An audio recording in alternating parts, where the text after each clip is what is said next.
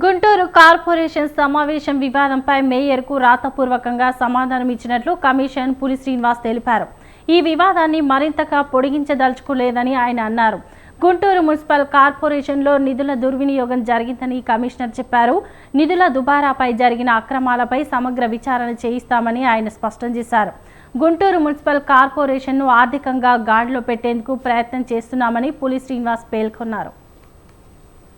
అత్యంత ప్రతిష్టాత్మకంగా ఒక ప్రోగ్రామ్ని అనౌన్స్ చేశారు గౌరవ ముఖ్యమంత్రి గారు, అదే మాదిరిగా గౌరవ డిప్యూటీ సీఎం గారు. ఈ ప్రోగ్రాం యొక్క సారాంశము ప్రతి యుఎల్బి, ప్రతి రూరల్ ఏరియా కూడా ప్రతి నెల 3వ శనివారము ప్రజలందరినీ ఇన్వాల్వ్ చేసుకుంటూ ఇటు ప్రభుత్వ యంత్రాంగము క్లీన్లీనెస్ యాక్టివిటీస్ ముఖ్యంగా టేకప్ చేయాలని చెప్పేసి పిలుపునివ్వటం జరిగింది. దానిలో భాగంగా క్లియర్ గైడ్లైన్స్ వచ్చినాయి.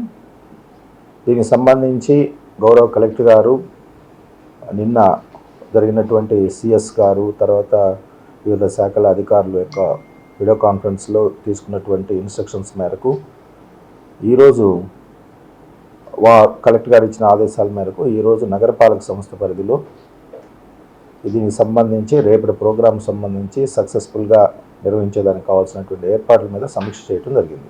రాష్ట్ర ప్రభుత్వం అత్యంత ప్రతిష్టాత్మకంగా